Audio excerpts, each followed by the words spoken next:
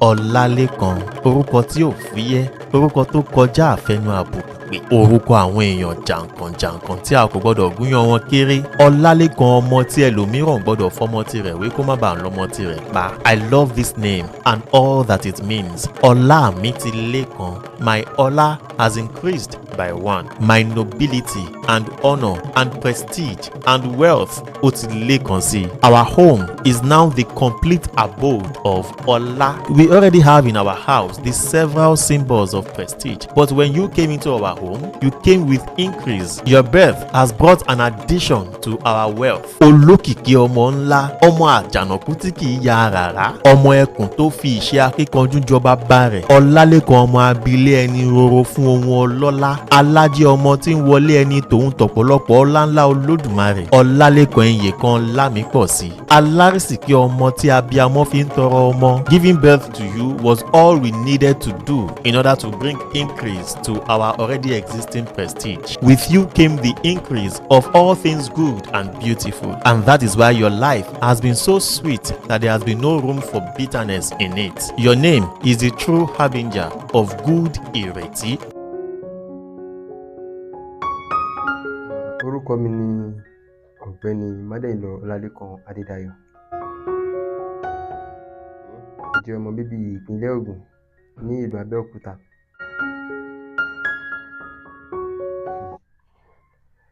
Tí a bá ń sọ nípa ọ̀rọ̀ ìbẹ̀rẹ̀ ìgbésí ayé mi, ó jẹ́ ohun tó ní agbára púpọ̀, ṣùgbọ́n máa sọ díẹ̀ nínú ẹ̀. Mo jẹ́ ọmọ tó jẹ́ pé gẹ́gẹ́ bí mo ṣe gbọ́ ìtàn, láti inú oyún ni oríṣiríṣi àsọtẹ́lẹ̀ ti ń jáde nípa mi. Ṣùgbọ́n nígbà tí a bí mi, mo jẹ́ ọmọ tó jẹ́ pé mo la ọ̀pọ̀lọpọ̀ nǹkan, mo là kọjá, nǹkan tó pọ̀ ni mo là kọjá. Kété láti ìgbà tó ti bí mi, mo ti bẹ̀rẹ̀ sí ní la oríṣiríṣi nǹkan kọjá. Ṣùgbọ́n a dúpẹ́ lọ́wọ́ Ọlọ́run fún ẹ̀mí pé a ṣì wà láàyè títí di àkókò yìí. Ní ìgbà tí mo bẹ̀rẹ̀ sí ní dàgbà, màá fẹ́ sọ lára àwọn ìdojúkọ tó dé bá mi. Mo rántí ní ìgbà tí mo ti ń dàgbà, bí kí n pè ní ọfà, mo kàn wà ní ilé náà ni. Àwọn òbí mi sì ń gbé mi lọ sí, ṣùgbọ́n mo ti gbọ́ nígbà yẹn, àwọn òbí mi máa ń gbé mi jáde, ṣùgbọ́n mo wà nílé nígbà tí kìíní yìí ṣẹlẹ̀. Ṣàdédé ni mo kàn ṣubú lulẹ̀. Kíákíá tí sáré gbé mi, kí ni nǹkan tó ṣe ọmọ yìí, kí ló ṣẹlẹ̀, nǹkan kan bẹ́ẹ̀ yẹn. Ṣùgbọ́n nígbà tó ṣàyàṣá, a gbé mi dé ilé ìwòsàn, mo lò bí ọ̀sẹ̀ bí méjì ní ilé ìwòsàn ńbẹ̀. Nígbà tó yá, mo kúrò, mo padà wá sílé. Lẹ́yìn eléyìí, mo rántí nígbà tí mo wà ní JSS 1. Nígbà yẹn ni òbí mi, ìyá mi ṣẹ̀ṣẹ̀ bí ọmọ àbíkẹ́yìn wa, ìyẹn last born wa. Àdúgbò wa ní ìgbà yẹn kò tí ì fi bẹ́ẹ̀, àwọn èrò ò tí ì pọ̀, fi bẹ́ẹ̀ pọ̀ ní àdúgbò wa ní ìgbà yẹn. Ó ṣe débi pé ẹ̀dẹ̀ mọ̀mọ́ kékeré kò sí bí ọmọ yóò lè tọ̀ sí. Koríko igbó sì wà ní àyíká tàgbègbè ilé wa yẹn. Àwọn ọlọ́dẹ ṣà wà níbẹ̀, wọ́n ń ṣọdẹ. A wà ní àyíká ibẹ̀ náà tá à ń ṣiṣẹ́, à ń ro oko àyíká ilé. Àti ìyá mi ṣàkíyèsí pé àwọn ọdẹ ló máa ń ṣe kíní tán yìnbọn gbàùgbàùgbà níbí báyìí, a mà ní wàhálà. Bó ṣe ní ẹ̀yin ọmọ, ẹ jẹ́ ká wọlé nìyẹn. Ìgbà tá a wọlé, àbúrò mi àbíkẹ́yìn yẹn wà ní iwájú ilé, ìyẹn ní orí basement. Ọmọ kékeré bó ṣe tọ̀ sí orí basement yìí nìyẹn. Ìyá mi dẹ̀ jẹ́ nǹkan tó jẹ́ wípé wọn ò fẹ́ nǹkan bí ìdọ̀tí, pé kí ilé máa dọ̀tí tàbí káyìíká dọ̀tí, wọ́n kórìíra ẹ̀ gan. Bó ṣe ní kí n tó wọlé pé kí n ṣan ìtọ̀ yẹn, kí n fi ìgbálẹ̀ kí n fi gbá. Nígbà tó di pé mo bẹ̀rẹ̀ pé kí n gbá ilẹ̀, ọwọ́ tí mo fi gbé omi eléyìí ni mo fi mú ìgbálẹ̀ dání. A fi gbá òwú ìbọn. Èmi ò tẹ̀lé ìtàn pé kò kọ́ ṣẹlẹ̀. Mo kàn rí tí ẹ̀jẹ̀ ń fún jáde lọ́wọ́ mi, tó tún ṣe sókè bíi pé kómi kọ́ ṣí omi lẹ̀ kí wọ́n fẹ́ fi ọwọ́ dí omi lẹ́nu. Ẹ mọ bí omi yẹn ṣe máa fẹ́ jáde, ẹ̀jẹ̀ yẹn kàn fún jáde ni mo kàn pariwo ni yéé. Láti ibẹ̀ ó gbé mi wọ́n kí n lọ sí ó ti máa bá mi yọ. Mo lò bóyá bí ọ̀sẹ̀ kan náà nílé, ọwọ́ yẹn ṣì ń dùn mí. Pẹ̀lú ẹ̀ náà ìgbà tó di bí ẹ̀yìn ọ̀sẹ̀ kan mi ò jókòó lọ sí ilé ìwé. Ìgbà tí mo dé ilé ìwé gan, àwọn olùkọ́ gan tún wò wọ́n sọ́rí ọwọ́ mi pé àwọn ní kí ni ṣe lọ́wọ́ báyìí. Mo ní ìbọn ni ó bá mi bẹ̀. Àwọn olùkọ́ ò gbà mí gbọ́ pé àwọn yìnbọn fún wọn lọ́wọ́ mi. Nípa rọ́jọ̀ wọ́n fẹ́ nà mí gan. Tọ́yí kí n pe òbí mi wá pé irọ́ ni mò ń paṣẹ pé kíní, ṣùgbọ́n àti ọjọ́ kejì mo pe òbí mi wá sí ilé ìwé. Bàbá mi ní ìbọn kẹ̀. Ó jẹ́ nǹkan tó jẹ́ pé mo jẹ́ ọmọ kan tó jẹ́ wípé wọn ò fẹ́ kí n wá sí ilé ayé, wọn ò fẹ́ kí n wá ilé ayé torí pé ìgbà tí mo wà nínú oyún gan, gẹ́gẹ́ bí àwọn òbí mi ṣe sọ, ọ̀fà lọ́tùn oríṣiríṣi wàhálà, ṣùgbọ́n a dúpẹ́ lọ́wọ́ Ọlọ́run pé a wà láyé lónìí. Onírúurú nǹkan òun ni mo là kọjá gẹ́gẹ́ bí ó tẹ̀ tó gbà ti di pé mo tún di pé tí mo pinnu àti wọ ilé ìwé gíga àti gbogbo ẹ̀. Àwọn òbí mi jẹ́ nǹkan tó jẹ́ pé wọ́n fẹ́ pé ọmọ àwọn gbọ́dọ̀ kàwé. Lábẹ́ bó tilẹ̀ wù kó rí, àwọn ò kà ó, ṣùgbọ́n ọmọ àwọn gbọ́dọ̀ kàwé. Mo ṣe ìdánwò kìíní, mo ṣe kejì yẹn, mo ṣe JAMB lẹ́yìn kìíní, mo kọ́kọ́ ṣe O level, mo ṣe alákọ̀ọ́kọ́, mo ṣe lẹ́yìn kejì. Ó fẹ́ẹ̀ sú òbí mi gan pàápàá pé kí ni gbogbo wàhálà eléyìí, ṣùgbọ́n torí àsọtẹ́lẹ̀ pé ọmọ yìí o láti ibi ìwé kíkà kò ń ṣe ọmọ tó yẹ pé bí ó máa kọ́ṣẹ́ pé kó ṣiṣẹ́ gbá. Tó bá yẹ pé tíṣẹ́ ni òbí mi, bàbá mi kápẹ́ntà ni wọ́n, iṣẹ́ tí mo dẹ̀ ṣe ni tó yẹ pé èyí tí mo lò láti ìgbà tí mo ti wà ní secondary school ni mo ti ń bá wọn lọ títí tí mo fi jáde secondary school tí mo lò bí ọdún 5 nílé. Gbogbo ọdún 5 yìí mo fi ń lọ síbi iṣẹ́ ni.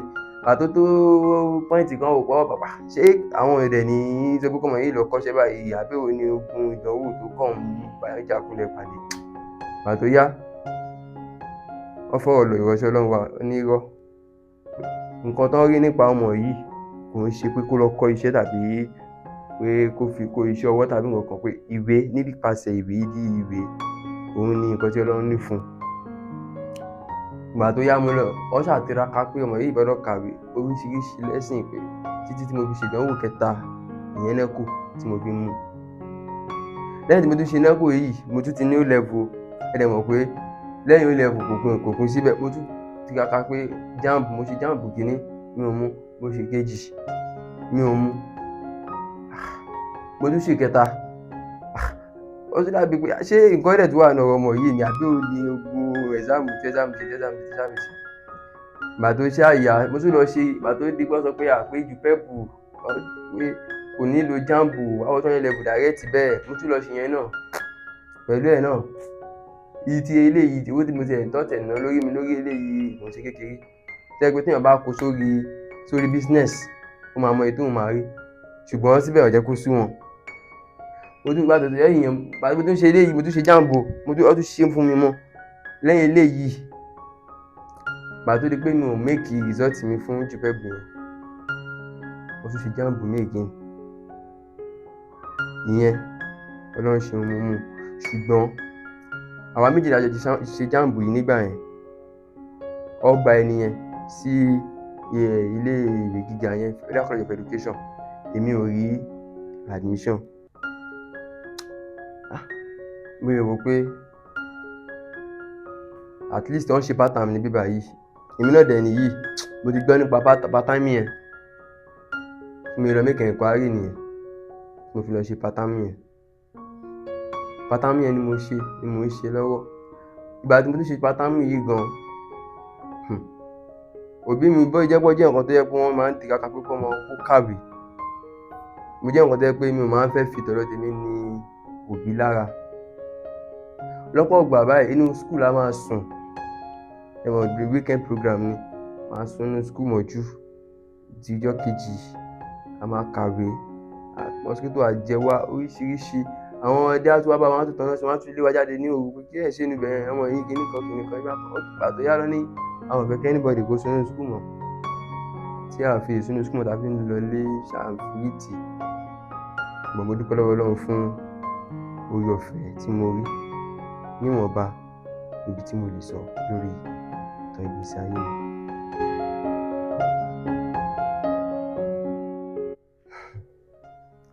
Ìjọ́ tí inú mi dùn jùlọ òun ni ọjọ́ tí mo rí NECO result mi.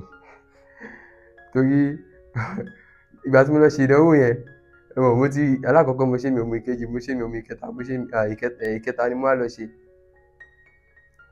Mo tún wá ń gbàdúrà pé Ọlọ́run jọ̀ọ́ mo bá fọ̀rọ̀ fail. Ìgbà tí mo débi tí mo fẹ́ lọ wo result, ṣé ó dàbí pé mo wà ní labour room, màá rìn lọ màá tún rìn bọ̀. Wọ́n á ní kí ló ṣe ọmọ yìí, màá ní kò sí nǹkan kan. Màá tún jókòó ara mi ní balẹ̀, ó dàbí pé mo wà ní labour room ni. Ṣùgbọ́n bá tó sọ fún mi pé mo pass báyìí, ọkàn mi ò tí balẹ̀ náà. Ṣùgbọ́n ìgbà tí mo wá fojú ara mi rí, ayọ̀ kan kún inú ọkàn mi níjọ́ yẹn pé mo bọ́rí. Ní ọjọ́ yìí inú mi dùn. Ìjọ́ tí inú mi dùn.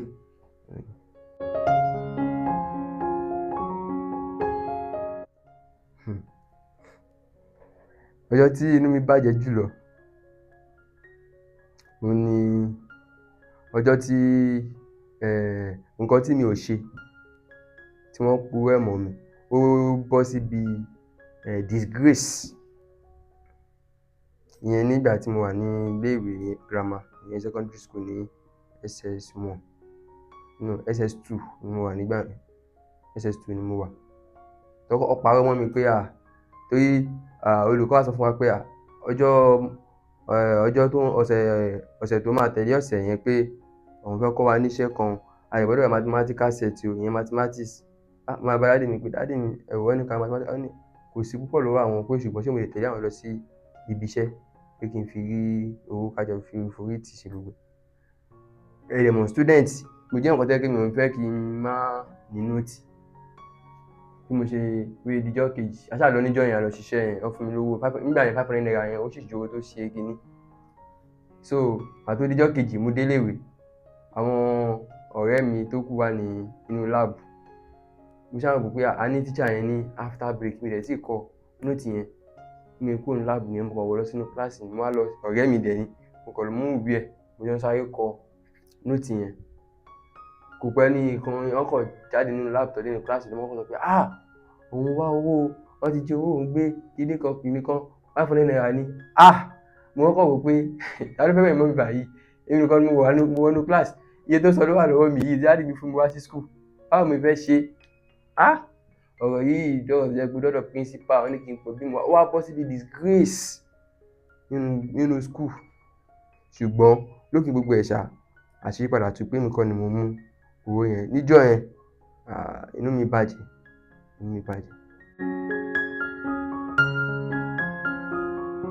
Ilé ìwé tí mo wà ní Federal College of Education, Abẹ́òkúta. Mo ń kọ́ Integrated Science and Biology. Mo ní ipò tí mo dì mú, ìyẹn ipò ààrẹ àwọn akẹ́kọ̀ọ́, ìyẹn SUG president. Nígbà tí kí tó dé kí mo wọlé ìwé mi ò ní àfojúsùn sùúrù nǹkan bẹ́ẹ̀ torí mi ò mọ bí ibẹ̀ ṣe rí. Mo máa ń gbọ́ nípa ẹ̀ pé president kíní kan, ṣùgbọ́n mi ò fi bẹ́ẹ̀ ní ìfòǹgbẹ bẹ́ẹ̀ náà. Ṣùgbọ́n nígbà tí mo wọlé 100 level mi, ẹni tó jẹ́ president nígbà yẹn wà ní department wa. So àwọn ni wọ́n president. So ó jẹ́ nǹkan tó yẹ pé tó bá sọ nípa welfareism pé kí wọ́n assist students, wọ́n gbìyànjú ní àsìkò tiwọn. Mo rí ìfòǹgbẹ nínú wọn. Mo dẹ̀ jẹ́ nǹkan tó yẹ pé mo máa ń fẹ́ láti ran àwọn akẹ́kọ̀ọ́ lọ́wọ́. Ilé ayé mi ò le, tó bá wà ní ìkáwọ́ mi láti ṣe, mo máa ṣe. So ìgbà tó di ọjọ́ SUG day, mo rí àwọn nǹkan tó jẹ́ pé ipò yìí ó dáa. So ó dá ìfòǹgbẹ kan sínú mi pé àfi kí èmi náà tiraka kí n tiraka kí n débẹ̀.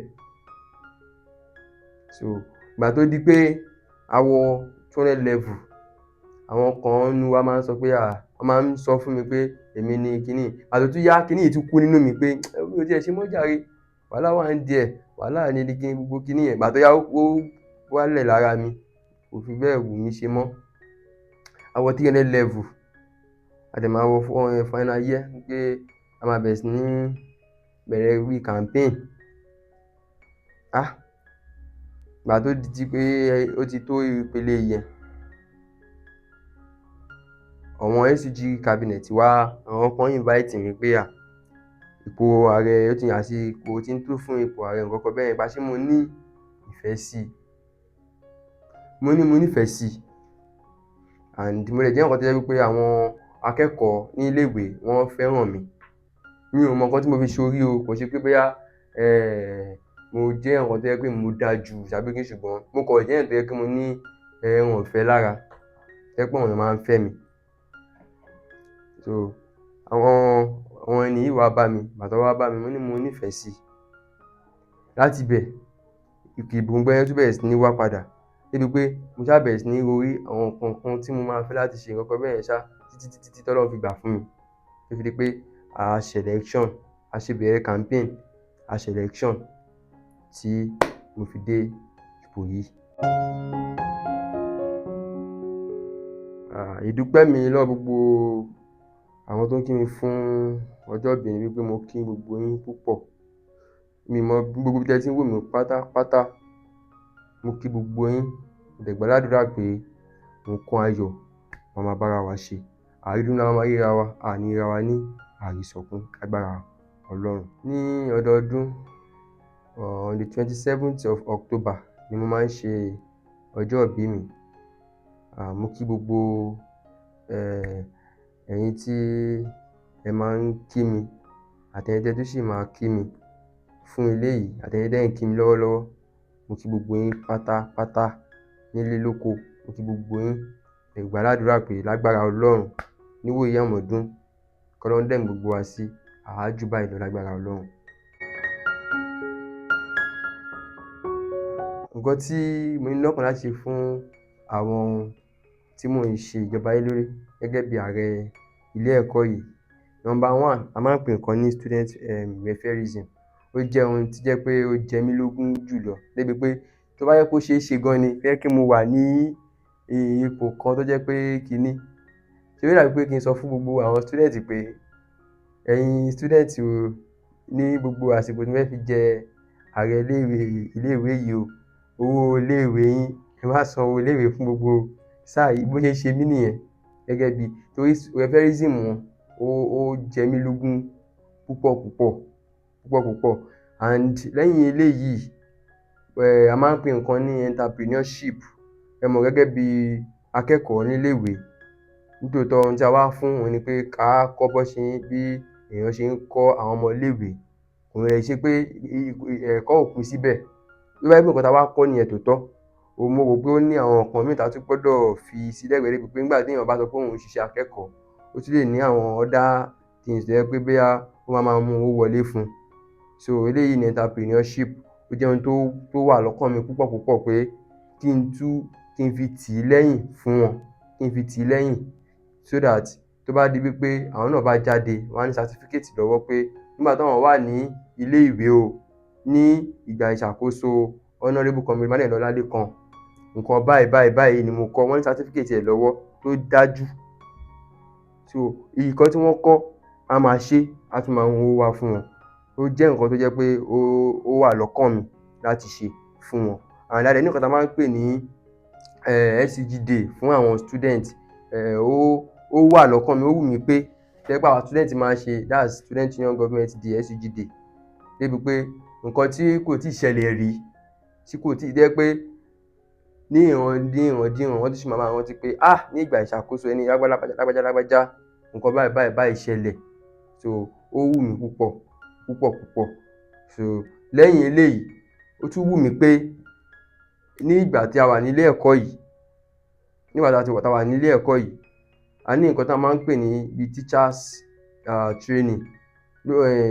à ń kọ́ nípa bí a ṣe máa di olùkọ́. Gẹ́gẹ́ bí mo ti sọ lẹ́ẹ̀kan ṣáájú nígbà tí mò ń sọ̀rọ̀ pé mo jẹ́ èèyàn kan tó jẹ́ pé mo la onírúurú nǹkan kọjá kí n tó wọ ilé ìwé. Mo dẹ̀ rí bí ẹni wípé a ní àwọn ọ̀pọ̀lọpọ̀ èèyàn tó jẹ́ wípé wọ́n fẹ́ láti lọ sí ilé ìwé ṣùgbọ́n kò sí àǹfààní fún wọn. Ẹlòmíì ti pẹ́ ńlé wípé ṣé òun tiẹ̀ lè lọ sí ilé ìwé ṣá. Ẹlòmíì tiẹ̀ ti lose hope pé kò lè ṣeé ṣe mọ́ jàre jọ̀ọ́, òun báwo ló ṣe máa ṣeé ṣe, òun jẹ́ pé òun ti pẹ́ ńlé, àwọn nǹkan tó jẹ́ pé ó máa qualify òun láti wọ ilé ìwé gíga òun ò ní. Ó wu ẹlòmíì bẹ́ẹ̀ ṣùgbọ́n wọn ò rí. Ṣùgbọ́n mo fẹ́ pé nígbà sáà mi, nígbà àsìkò tọ̀dọ̀ tèmi ní ilé ìwé yìí, kí ó ṣeé ṣe fún irú àwọn èèyàn bẹ́ẹ̀ láti lè wọlé. Nítorí pé irú nǹkan bẹ́ẹ̀ ni èmi náà ń ṣe báyìí. Ẹlòmíì wà tó jẹ́ ní wípé bóyá ó fẹ́ lọ sí ilé ìwé kan tó jẹ́ pé bóyá cut off mark wọn ńbẹ̀ ó ju nǹkan tí agbára ẹ̀ lè gbé lọ. Lọ́wọ́lọ́wọ́ báyìí nílé ìwé tí mo wà, àǹfààní wà fún àwọn èèyàn tó jẹ́ pé o lè má kọ́ wa, o lè má ní cut off mark táwọn bóyá bí ilé ìwé gíga mìíràn ń retí. Ṣùgbọ́n lásìkò tọ̀dọ̀ tèmi yìí, mò ń fẹ́ kó jẹ́ wípé àwọn èèyàn tó jẹ́ pé wọ́n tiẹ̀ ti lose hope pé kò lè ṣeé ṣe fún àwọn mọ́ láti wà ní ilé ìwé gíga. Ní àsìkò tọ̀dọ̀ tèmi yìí, mo fẹ́ kó ṣeé ṣe fún wọn láti lè wà níbẹ̀. Torí wípé ohun tí èmi náà ti là kọjá ni. Mo mọ bó ṣe ń rí, mo mọ bó ṣe rí lára. Mo dẹ̀ mọ bí àwọn ìtìjú àti ẹ̀gàn tó máa ń wà bẹ́ẹ̀. Ṣùgbọ́n ní àsìkò tọ̀dọ̀ tèmi yìí, mo fẹ́ kí irú àwọn èèyàn bẹ́ẹ̀ kí ìrètí kó wà fún wọn ní irú àsìkò mi. Ohun tí ó wù mí òun ni wípé kí n dá ilé ìwé tọ̀dọ̀ tèmi kí n dá a sílẹ̀. Ohun tó kàn kù mí kù òun ni wípé kí Ọlọ́run gbé ìyanu ẹ̀ dìde bí mo ti sọ. Pé nígbà téèyàn bá ti mú ìpinnu tó dẹ̀ ti fi síwájú Ọlọ́run pé nǹkan báyìí tóun náà dẹ̀ ń ṣiṣẹ́ lé lórí, ó máa ṣeé ṣe. Tí n bá fi kúrò ní ilé ìwé, torí mo ti ṣiṣẹ́ gẹ́gẹ́ bí olùkọ́ lábẹ́ àwọn èèyàn káàkiri. Mo dẹ̀ jẹ́ ẹni tó jẹ́ pé mo ní ìrírí púpọ̀ nípa iṣẹ́ olùkọ́ yìí. Mo dẹ̀ nígbàgbọ́ pé ní agbára Ọlọ́run pẹ̀lú ìrànlọ́wọ́ Ọlọ́run pé á ṣeé ṣe lágbára Ọlọ́run. Orúkọ mi ni Honourable Comrade Mádéyìnlọ Ọlálékan Adédayọ̀. Ọmọ bíbí ìpínlẹ̀ Ògùn ní ìlú Abẹ́òkúta ni mí.